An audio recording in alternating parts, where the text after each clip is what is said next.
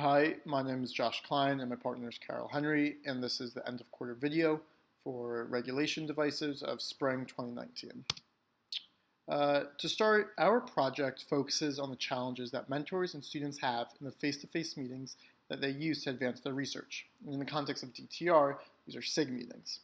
And we're trying to understand the signals and the strategies that can help our users self-regulate in the moment to meet their goals. Self-regulation is important and refers to the self-directive process through which learners manage and organize their thoughts, convert them into skills used for learning. It's the process of continuously monitoring progress towards a goal, checking outcomes, and redirecting unsuccessful efforts. So, our students' primary goal for SIG is to receive help and feedback that they understand and can actually apply. Mentors want their students to develop critical thinking skills so they're able to diagnose, approach, and understand their problems.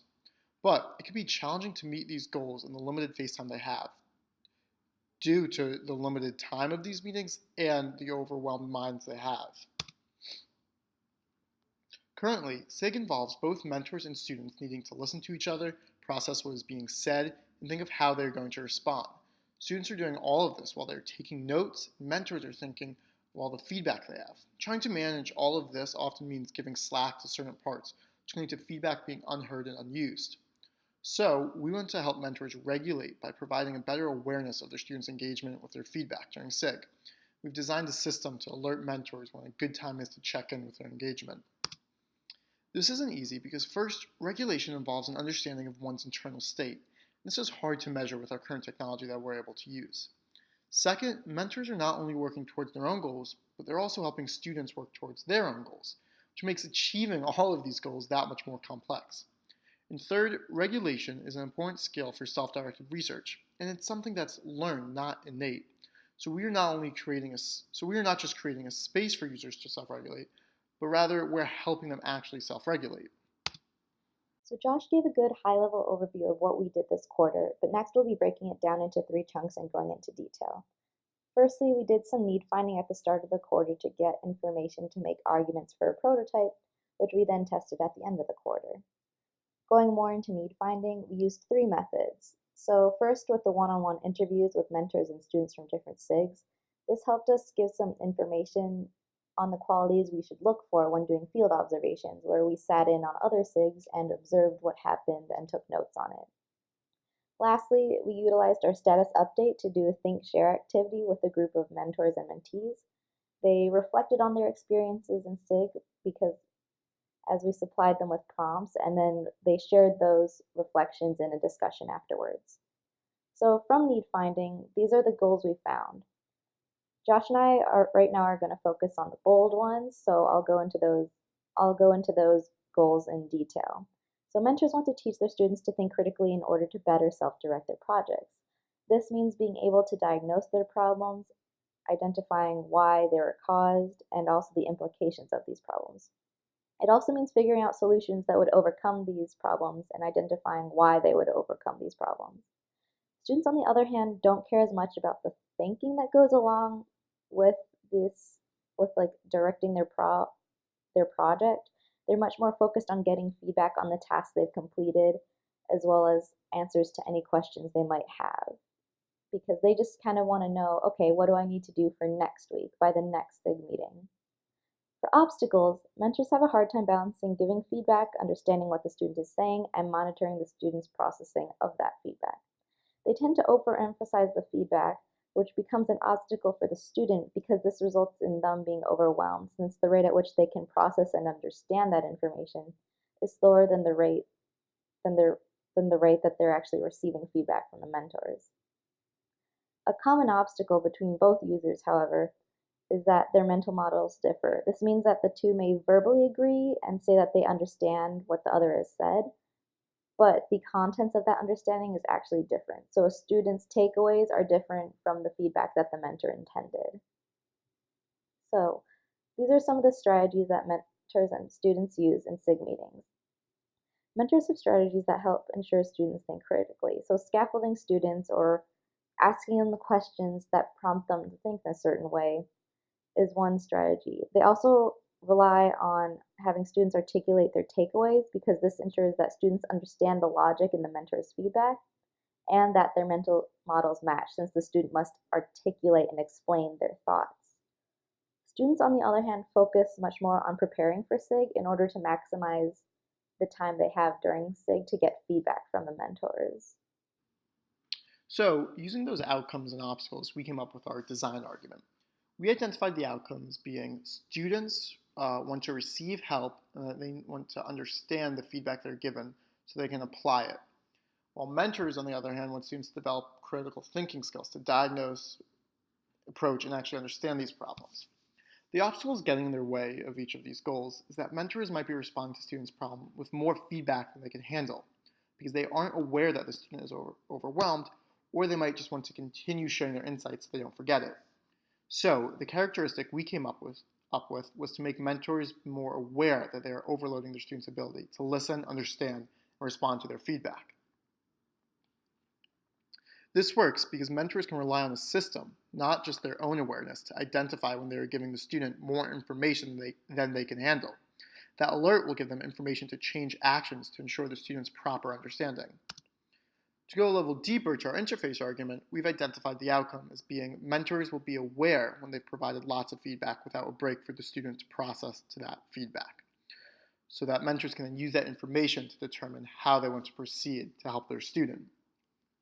There are two obstacles that kind of get in the way of this. First, mentors have a lot on their mind when they're considering their own feedback, how their student is going to respond to it, and what more they need to think of and where they want to go. Second, students might actually show signs of understanding, such as a head nod or saying, yeah, that makes sense, but without a real check-in, there's no way to actually know if the student has the proper understanding. So the characteristic is to alert the mentor that the student hasn't spoken in a while, so the mentor can then adjust their plans accordingly. This works because by alerting the mentors that they're giving more than a student might be able to handle, they can slow down or course correct to ensure the student's understanding. It's also helping the mentor manage their cognitive load by assisting their awareness of engagement in the room. So how do we implement the timing of the alert? The problems with timing are kind of like two sides of the same coin. So if we alert the mentor too frequently, this can be distracting and cause a lot more time to be needed for only one point to be made. This doesn't meet the student's goal of maximizing the amount of feedback they can to work on for the next week, because it limits how much feedback can be given if so much time is now taken for the same point. Alternatively, if mentors aren't notified enough, then we're back to square one. Students are going to be overwhelmed at the rate they are receiving feedback and will not be understanding or processing it. This means that they'll lack the critical understanding mentors want, and they won't have the understanding needed to actually direct their work for the next week. So based off of reviewing SIG footage, we decide on 1.5 minutes of the student not speaking up to send an alert. Usually students seem to respond in a minute or less, but sometimes mentors would go on for 2 or more minutes, where in these 2 or more minutes, the students would only, nod or say yeah to show their understanding, but not actually respond significantly. So operating the system looks like this. In the bottom corner here is where we would send a message to the mentor. The mentor was wearing a Apple Watch such that when they received the message, it would vibrate, alerting them that, hey, the student hasn't spoken for a while, or in this case, a minute and a half. The world clock in this corner here, as well as the spreadsheet, allowed us to keep track of time, and the spreadsheet was also used to take any notes while we were testing. So Josh will get more into the testing details now. So for our prototyping plan, we came up with 3 main goals that we wanted to achieve out of this. First, we want to know what the mentors were thinking in the moment that they were alerted, and how they were going to use those thoughts to decide how to act. Second, are these alert check-ins revealing a difference or a lack of understanding for the student? And lastly, how is the frequency of these alerts either frustrating or disrupting the mentor?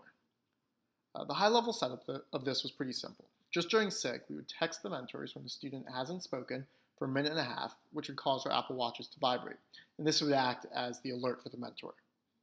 This would then be followed up by a brief post-interview with the mentor to discuss kind of what changes they noticed, both in themselves or within the SIG, and any comments they had.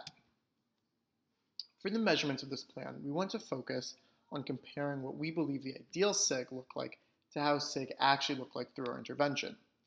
And we've kind of focused these comparisons on 4 hypotheses we had. First, on mentors relying on check-ins rather than more in-depth understanding check-ins. Second, we wanted to see if the student's initial understanding of the feedback isn't actually matching up with what the mentor was intended. We also wanted to make sure that the alert was actually helping mentors think more about the mental burden that the students is having during SIG.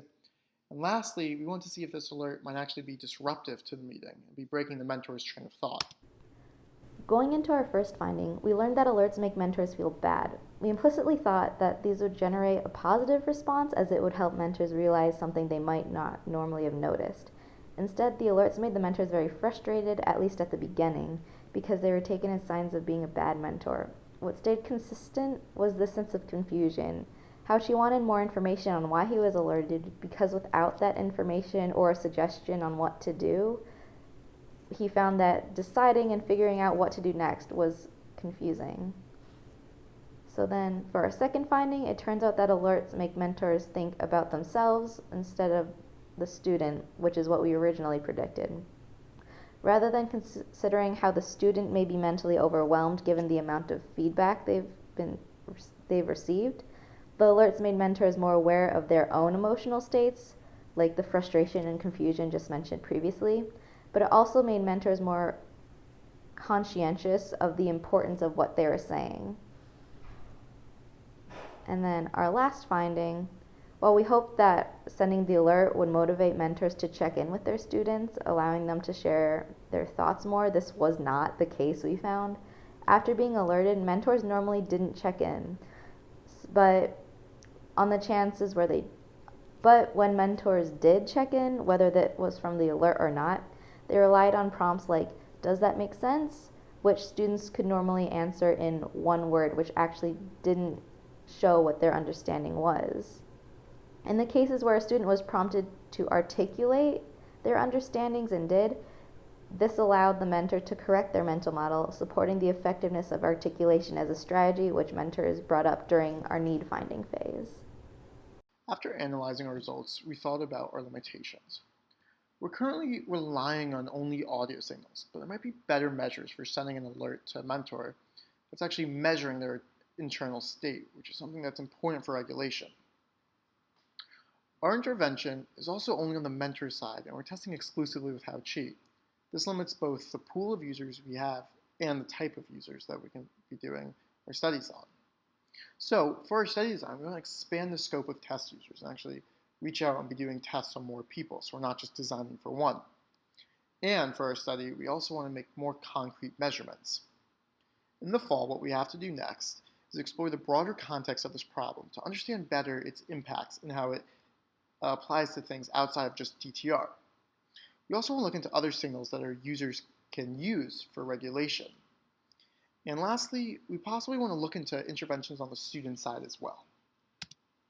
So, this quarter, we've gathered a solid foundation of need finding that has led us to define how we think an ideal meeting or SIG between mentors and students should actually look. We can use that information for the fall. We can continue to either test our current prototype or use what we've discovered so far to shift our focuses to possibly prototyping other ideas. Thank you for listening.